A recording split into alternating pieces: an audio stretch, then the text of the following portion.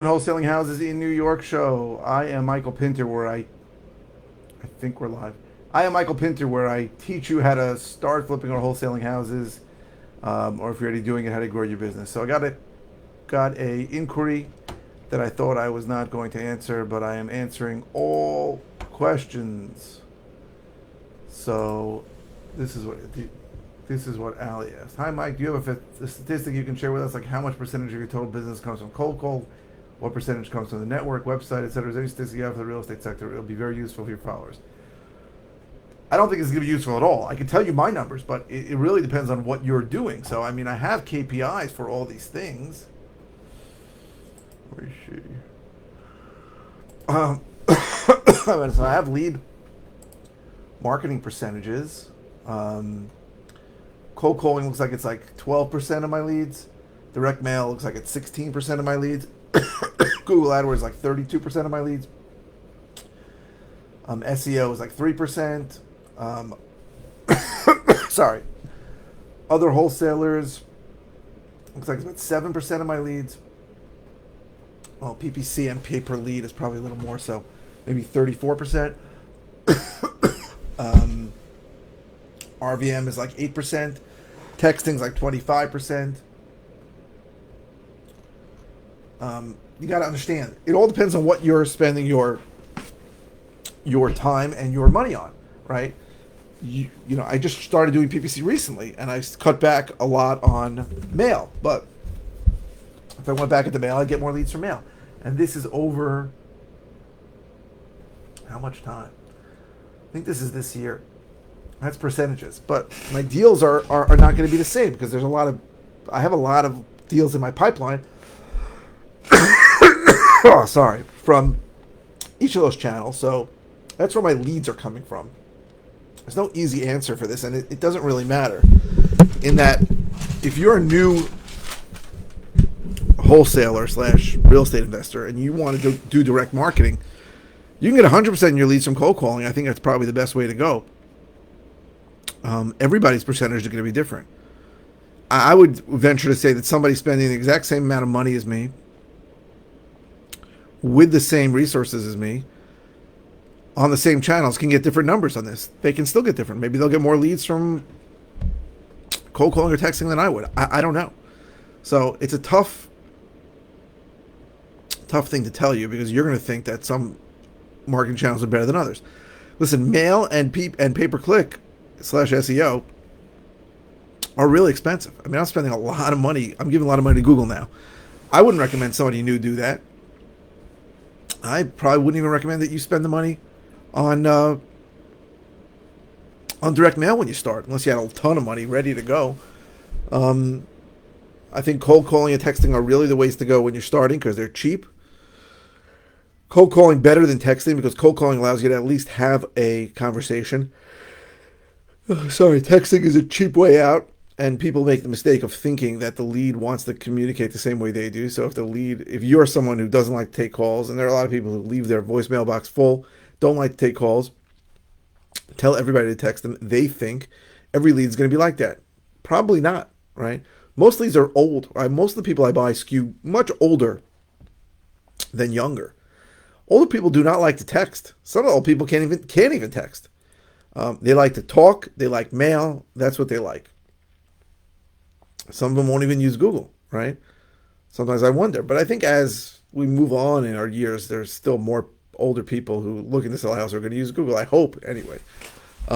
But my numbers have nothing to do with what numbers you're going to do, right? And certainly, I'm spending a lot of money. It's a crazy amount of money on marketing now. Wherever you're going to spend the money, you're hopefully going to get the leads and the deals from, right? It's not always the same, right? And my numbers this year are dramatically different than last year or year before. They change all the time.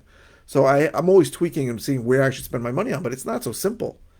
And my numbers have no indication of what your numbers are going to be. Like I said, I mean, I'm spending now, I don't even want to tell you how much I'm spending with Google. You're not going to spend that with Google. You're just not. So the important part is to understand that whatever marketing you want to do, it all works if you give it enough time and you're doing it relatively correctly. I'm not going to say you have to do it perfectly. Again, the reason why I recommend that when people start, that they buy a list, skip trace the list, and call the list, is because it's not expensive. It's probably between $1,000 and $1,500 that you're going to spend on a list and skip tracing, and then maybe $120 a month for a predictive dialing system like Mojo, Call Tools, or Ready Mode. And sorry. And I gotta call back. And you're going to actually have conversations. And it's important to have those conversations. It's very easy to not have conversations. It's very easy to hide behind a text. Very easy to hide behind a VA. You want to have conversations. You need to learn to have seller conversations, good ones and bad ones. And let's be honest, most of the conversations at the beginning are going to be bad ones. A, because you're not going to know what to say. And B, because most of the people you're calling are not going to want to sell you.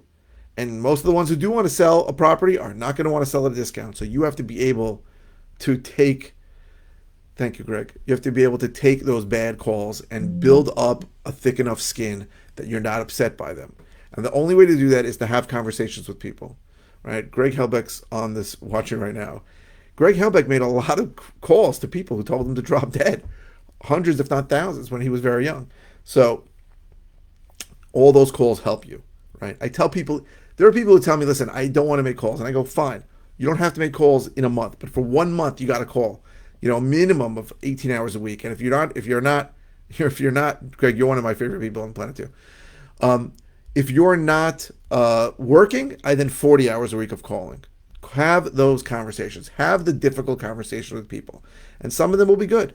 And you're going to realize what the difference is between a good call and a crappy call. That's why I tell people to cold call.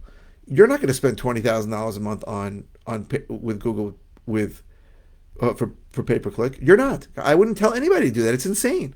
So my numbers, my percentages of what I get my leads from are not indicative of anything you're going to do. And you might be better at some of these things than I am. Right? I'm not perfect. I'm far from perfect. So when you're starting, if you have no budget, buy a list, skip trace the list. Call the list. If you have a budget, I'm happy to help you. I had somebody who told me recently he wants to spend $30,000 over a year.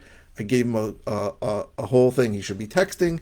He could spend some direct mail. If he stacks the list and finds the best list, he can mail that 6 times. But there is no magic number, right? There are plenty of guys I know who are super successful who use only 1 or 2 marketing channels. I know guys that only cold call. I know guys that only use pay-per-click. Their percentages are going to be very different than mine. So there is something to be said for, hey, go with what works. Whatever marketing channel is working, you should focus more on. But it changes over time too. Anybody will tell you that direct mail will be better, direct mail will be worse. It really depends on your competition. It depends on what happens out there. So I'm trying to look at Greg Helbeck's comments, but coming in so fast and furious. The better the list, the easier the call. 3 or 4 stacked pain points, less calls to potential deal. Yes, you can stack your lists. If you get multiple lists, unfortunately it's hard in a lot of our areas to get multiple lists, but any list will work if you call it enough. So don't worry about what my percentage is for deals or for leads. It's irrelevant to you. If you're starting with no budget, just call. If you have a little bit of money, you can text too. If you got more money, maybe you mail.